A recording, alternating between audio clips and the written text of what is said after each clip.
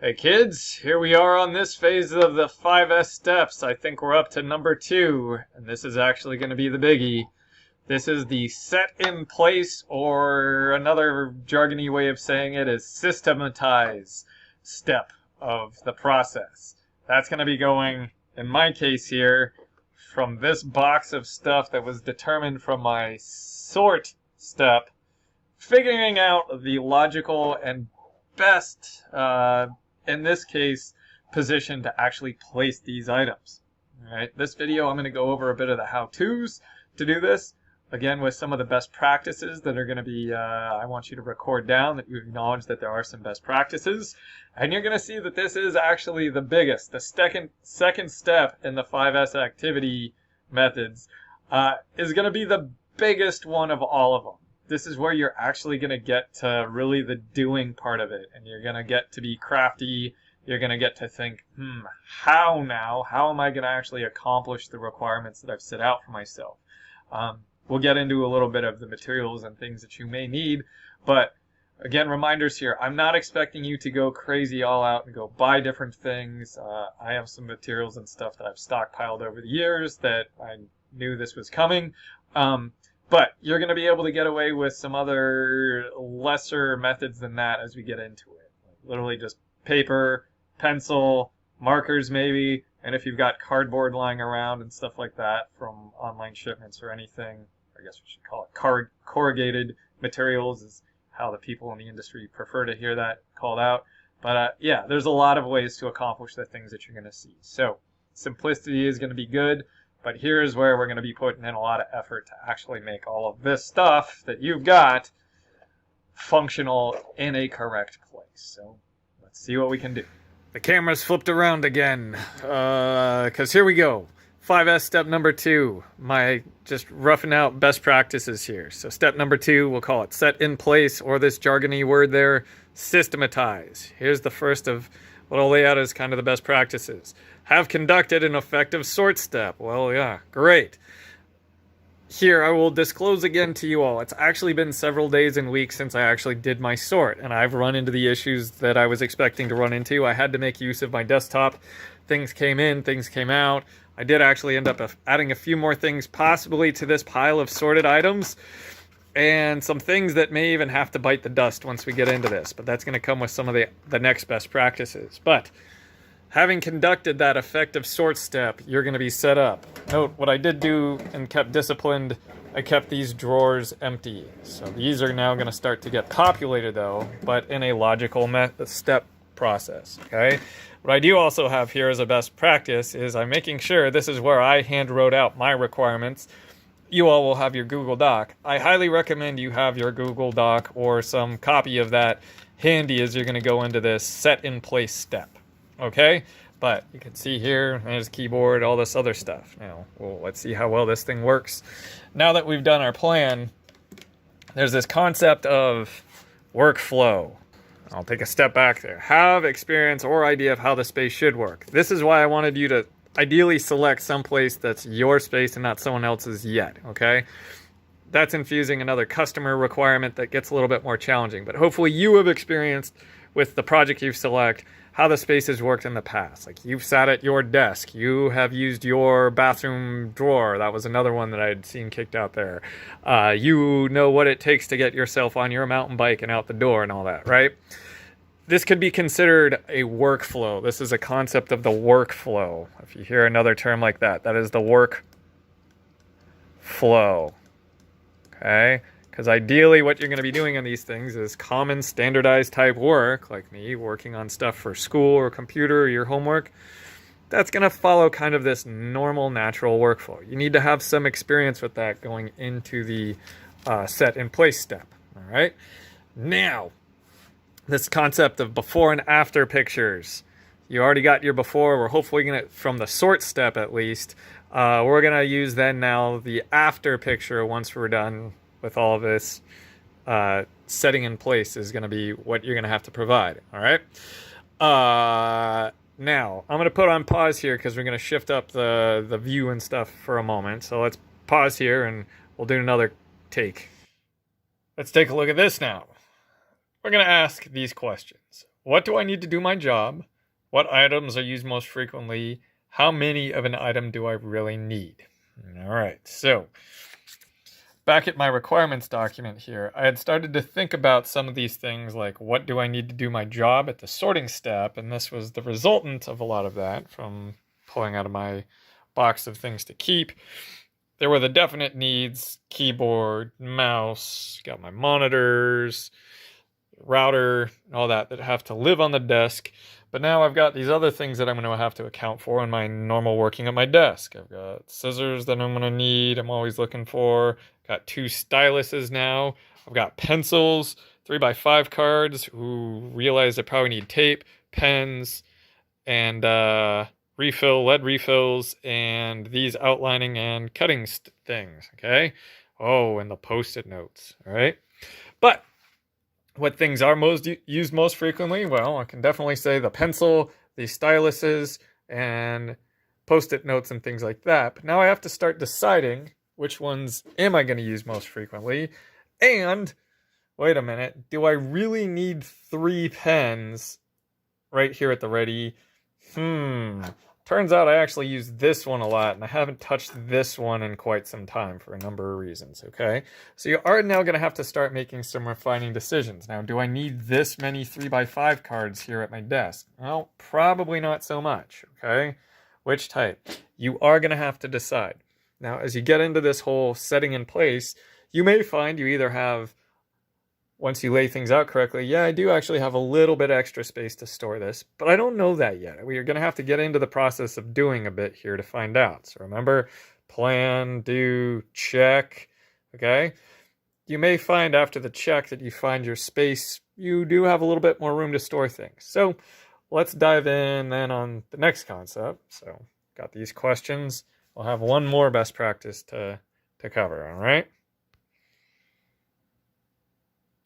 Now we're getting really close to actual action here. So we have gone from how many of an item do I really need? You're going to see that I have really pared away the number of things on my desk. I'm going to see if I can even make this guy work. But we're really now getting to where should I locate this item? That's where we're going to get to the real creativity.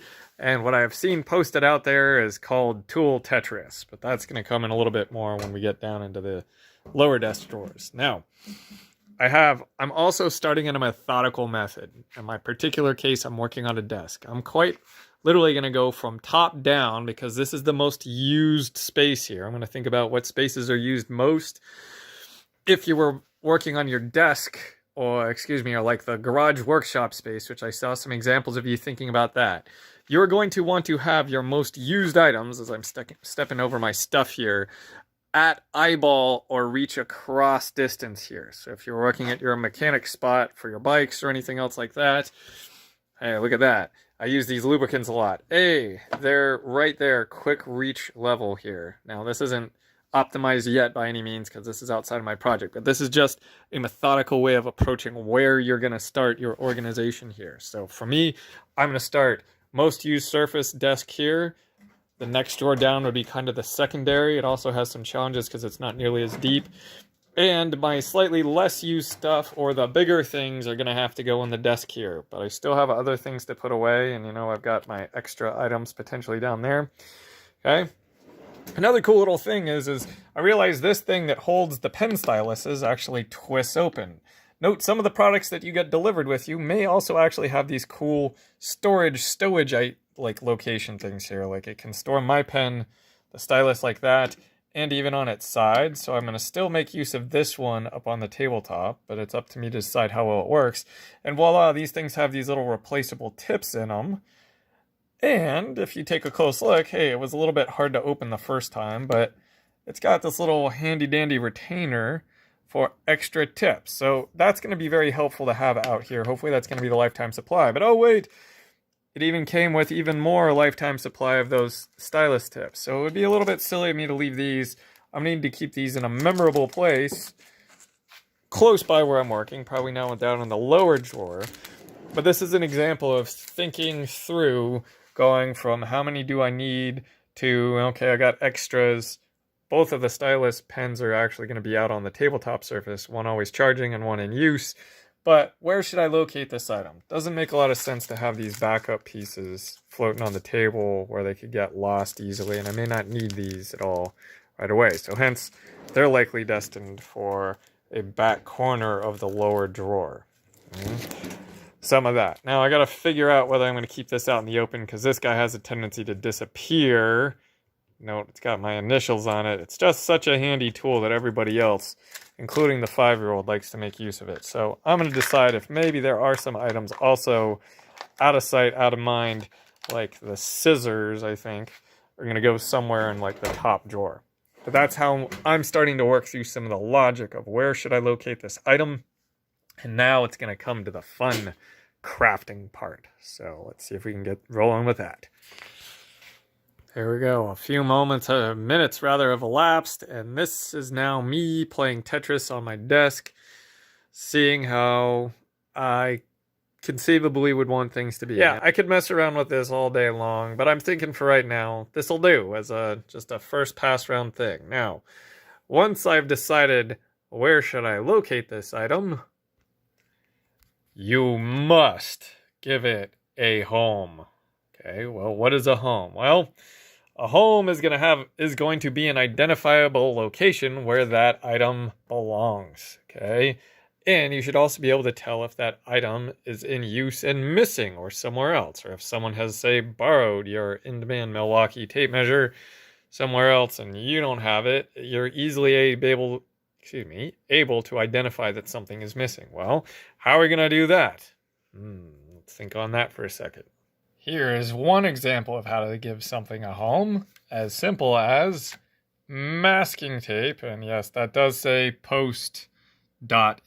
Okay, well, you can do a cleaner job than I did, but even just a piece of masking tape with some writing on it could act to give that a home. Now, is that the best? It's one way. Now, we'll take this as a little bit of my back history here. Don't always, if someone gives you some advice and you don't really like the messenger, it still may be good advice. Now, a person that I have come across in my professional working world, his favorite saying was, don't let best get in the way of better. And I kind of shuddered every time that I heard it coming from that person. However, there is some reasoning to it. I'm going to show you some more sophisticated ways of doing this, but this just in a pinch, the idea behind continuous improvement is making quick. This is better than it was for sure. Is it perfect? Is it the best? Meh, not so much, but it's a great way to get started, okay?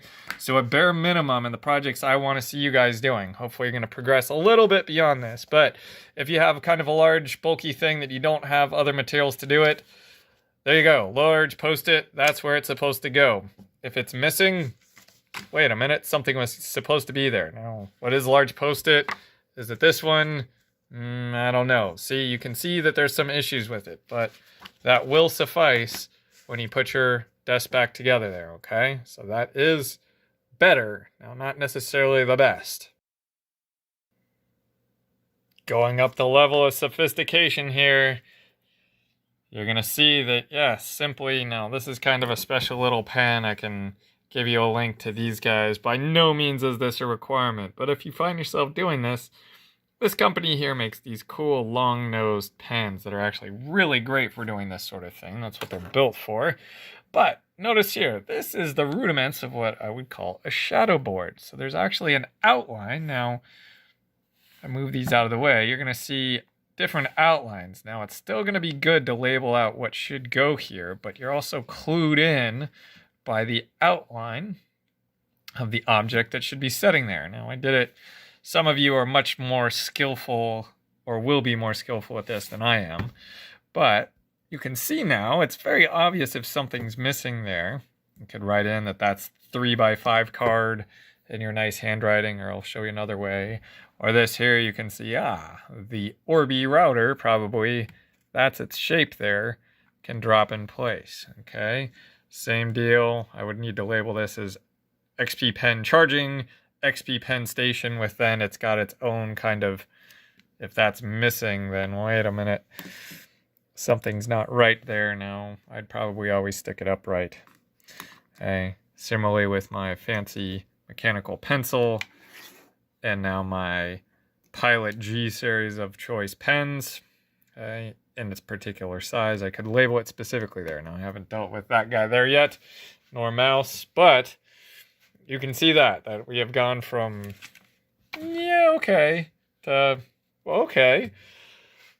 But, however, security of this, you'll notice that earlier on, oh no, Warby, don't go! Crash, right? Okay, so, for my purposes, even just a piece of paper. Now, this is a little bit bigger than normal. It's an 11 by 17, I think. I'd probably want to take some scissors, and I could cut this down a little bit more, but you're getting the idea. So, to this, but what if I really wanted to secure Orbi in place better and make sure that these things are really in place? There's going to be yet another, at least, way to approach this, okay?